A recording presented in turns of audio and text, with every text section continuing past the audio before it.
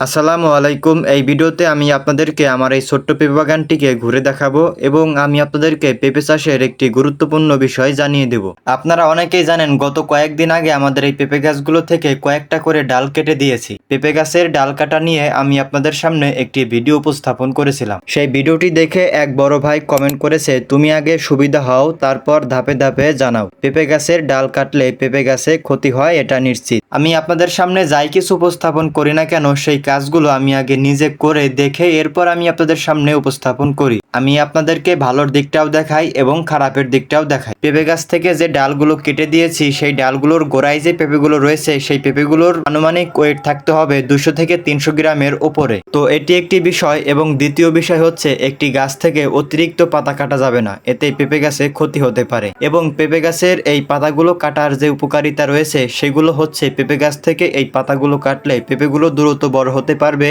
এবং পেঁপে বাগানে বাতাস ভালোভাবে চলাচল করতে পারবে। এতে পেঁপে গাছগুলো থাকবে ইনশাল্লাহ সুস্থ সবল। আপনারা ভিডিওতেই দেখতে পাচ্ছেন যে পেঁপে গাছের ডালগুলো কাটার পর আলহামদুলিল্লাহ পেঁপে গাছগুলোর কোনো ক্ষতি হয়নি, বরং আরও পেঁপে গাছগুলো সুস্থ সবল রয়েছে। যে ডালগুলো কেটে দিয়েছি সেই ডালগুলোর গোড়ায় যে পেঁপেগুলো রয়েছে সেই পেঁপেগুলো আগের থেকে একটু বড় হয়ে গিয়েছে এবং এই ডালগুলো কাটার ফলে এই পেঁপেগুলো আরো দ্রুত বড় হতে পারবে ইনশাল্লাহ। তো এই ছিল আজকের ভিডিও, দেখা হচ্ছে আগামী ভিডিওতে। সবাই ভালো থাকবেন, সুস্থ থাকবেন। আসসালামু আলাইকুম।